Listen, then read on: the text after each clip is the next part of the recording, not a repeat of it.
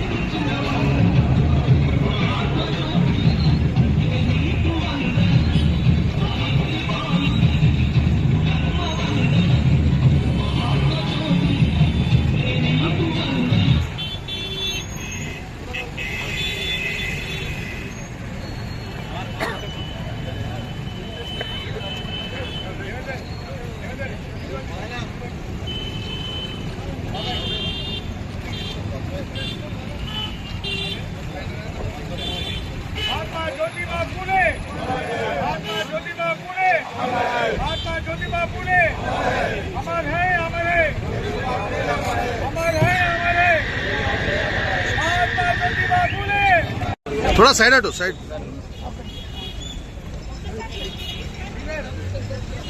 జ్యోతిబా పూలే గారి 130వ వర్ధంతి సందర్భంగా వారి విగ్రహాలు వేసి నివాళులు అర్పించడం పెద్దలు హనుమంతరావు గారు, మేయర్ గారు, ఎంపీ గారు అందరూ కలిసి ఈ సందర్భంగా మహాత్మా జ్యోతిబా పూలే గారు చూపెట్టినటువంటి మార్గం అందరికీ విద్య, సమాజ అభివృద్ధికి విద్యనే మూల భాగం అని చెప్పినాడు. కాబట్టి సమాజ ప్రేమికులంతా సమాజంలో అందరూ బాగుండాలన్నప్పుడు విద్యకు దూరం ఉన్నటువంటి వాళ్ళందరికీ విద్యావకాశాలు కలిగించాలి.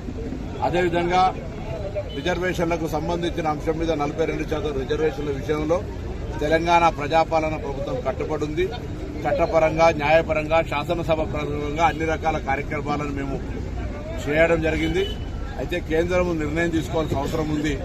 అందుకు సంబంధించి ఈరోజు తెలంగాణ బలహీన వర్గాల నాయకులందరూ కూడా, సమాజ ప్రేమికులు, సామాజిక న్యాయం కావాలనుకునే కోరుకునే వాళ్ళందరూ కూడా కేంద్ర ప్రభుత్వం ఒత్తిడి తేవాల్సిన అవసరం ఉంది.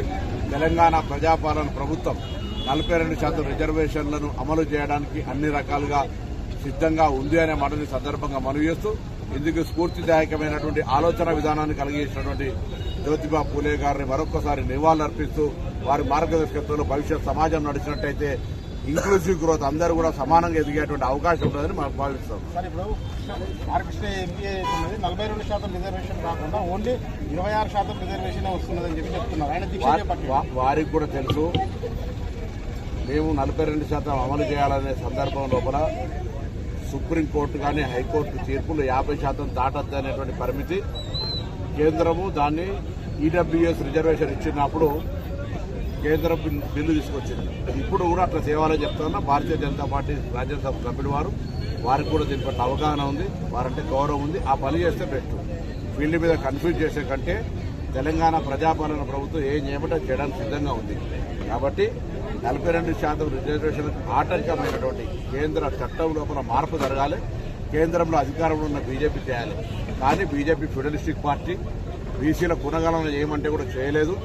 అఫిడవిట్ ఇచ్చింది సుప్రీంకోర్టులో. కానీ రాహుల్ గాంధీ గారి నినాదం చిత్తునే ఆపజుతునే ఇచ్చేదారి అన్న తర్వాత కులగణన ఒప్పుకుంది.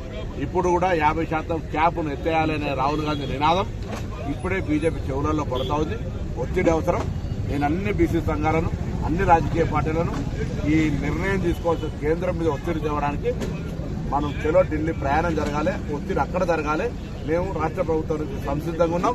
మా ప్రభుత్వంలో ఎవరైనా ఎక్కడ కూడా దీనికి వ్యతిరేకత లేదు. ఉంటే దాన్ని మా పార్టీ తరఫున మేము దాన్ని సంభాళించుకుంటాం. కానీ ఈ నిర్ణయం జరగాల్సిన వేదిక కేంద్ర ప్రభుత్వం అనే మాట మరొకసారి కోరుతాం.